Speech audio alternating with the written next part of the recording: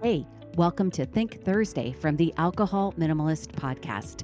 Think Thursday is all about your beautiful, brilliant human brain. We're talking neuroscience. We're talking behavior change. We are talking about your mindset. Are you ready to get started? Let's go. Well, hello and welcome to Think Thursday from the Alcohol Minimalist. Have you ever caught yourself waiting to feel more confident before you do something? Maybe you're thinking about starting a new exercise routine, applying for a different job, having a conversation you've been avoiding. Maybe it's just taking a class or beginning some project that feels just outside your comfort zone. And you tell yourself, I'll do it when I am more ready, when I'm more motivated, when I know what I'm doing, when I'm more certain that this is going to work. And that sounds reasonable because we tend to think confidence should come first and action should follow. But very often, the brain learns in the opposite order. We act, something happens, the brain gets information, and that information begins changing what we believe about what we can do. So that's what we're going to talk about on today's episode. Why confidence and certainty can come after action rather than before it. How the brain uses prediction and feedback to update what it expects, and why waiting until you feel completely ready can actually keep you from getting the evidence that would help you feel more ready. Let's start with prediction. One influential idea in neuroscience is that the brain is constantly using past experience to anticipate what is likely to happen next. It doesn't simply wait for the world to tell it what is happening. It makes predictions and then compares those predictions with what actually occurs. You experience this all day long, probably without noticing it. You reach for a familiar coffee cup, and your brain already has an expectation about how heavy it will be. You walk down a familiar staircase, and your body anticipates where the next step should be. You hear the beginning of a familiar song, and your brain expects what comes next. When reality matches the prediction, there really isn't much to update. But when something happens differently than expected, the brain gets new information. Researchers often refer to that difference as prediction error.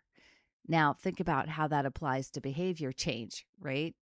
So suppose you want to try a new fitness class, but your brain is predicting that you'll feel awkward, that everyone else will know what they're doing, and that you'll be the only person there who doesn't really fit in. You can sit at home and think about those predictions for 3 weeks. You can read reviews, look at the website, ask a friend what the class is like, maybe even give yourself one of those little pep talks, right? But none of that gives your brain the same information as walking into the room. Because once you go, now there is data. Maybe you do feel awkward for the first 10 minutes. Maybe you don't know what you're doing, but maybe nobody cares. Maybe someone helps you. And maybe you handle it better than you expected. Maybe you walk out thinking, okay, that was uncomfortable, but I totally did it. And actually, I had fun. Your brain now has information it didn't have before, and that is how predictions begin to change. This connects beautifully with psychologist Albert Bandura's work on self-efficacy, which is our belief in our ability to handle a particular situation or perform a particular behavior. Bandura identified several things that can influence self-efficacy, including encouragement from other people and watching someone else succeed.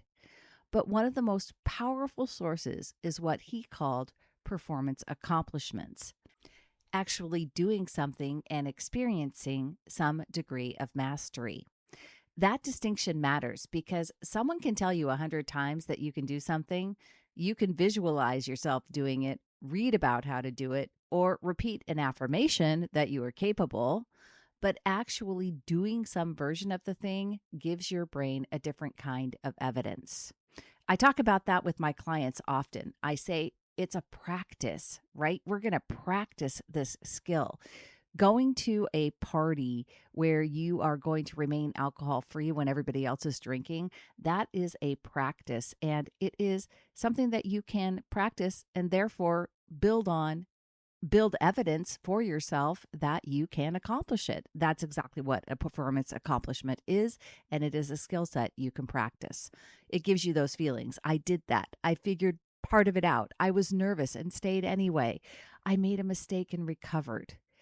Mastery here does not mean perfection. We often think, once I'm confident, I can do this well and I'll try. But sometimes the first evidence your brain needs is simply, I can do this at all. Then you do it again, and the prediction begins to shift. There is also interesting newer research suggesting that confidence itself can be updated through feedback. In one recent decision-making study, researchers manipulated the feedback participants received even though their actual performance did not change. Positive feedback gradually increased confidence while negative feedback reduced it. That doesn't mean every kind of confidence works exactly this way, but it reinforces an important idea. Confidence is not necessarily a fixed trait you either have or don't have. It can be recalibrated by experience and feedback. Which brings us to the problem with waiting for certainty. If you refuse to act until your brain predicts success, you may never give it any evidence that success or even adequate coping is possible. The prediction stays untested. I probably can't handle that. I won't know what to say. I'm not ready.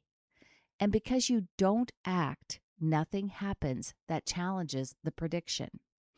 That's why feeling uncertain does not automatically mean a decision is wrong.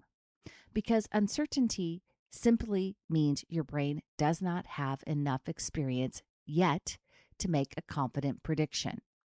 New things are uncertain by definition. Your brain cannot pull evidence from experiences you haven't had. So instead of asking, how can I make myself feel certain enough to do this? I think there is a much more useful question. What is the smallest action I can take that would give me useful information? That changes the whole situation. Now you're not asking yourself to make some giant leap of faith. You are running an experiment. Maybe you don't commit to running a marathon. You run for 10 minutes and see what happens. Maybe you don't decide whether to completely change careers. You have a conversation with someone doing the work that interests you. And maybe you don't commit to writing a book, just write 500 words. The action creates feedback. And then the next step is to actually notice what happened. Because our brains are very good at filtering information through what we already believe. If your prediction was, I'm terrible at this, you may focus on the 3 things that went wrong and ignore the 7 things that you handled just fine. So after you act, ask yourself, what actually happened? What was easier than I predicted? What was harder? What did I handle? What would I change next time? That's useful feedback. Sometimes the feedback will tell you to keep going. Other times it may tell you the plan needs adjusting, or that the thing you thought you wanted is not something you actually wanted at all. That is another reason action matters. It doesn't only build confidence, it builds clarity. You can spend months wondering whether something will work, and 10 minutes of actually trying it may teach you that all the thinking you did beforehand was nothing more than just thinking. This does not mean preparation is pointless. Thoughtful planning matters, but there comes a point when more thinking stops producing new information. You've reached the edge of what you can learn without experience.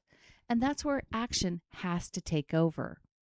So if there's something you've been waiting to feel ready for, try this simple 3-part process. First, notice the prediction. What does your brain think is going to happen? Then choose the smallest action that could test that prediction without requiring you to solve the entire problem. And afterward, look deliberately at the evidence. What did you learn that you could not have known before you acted?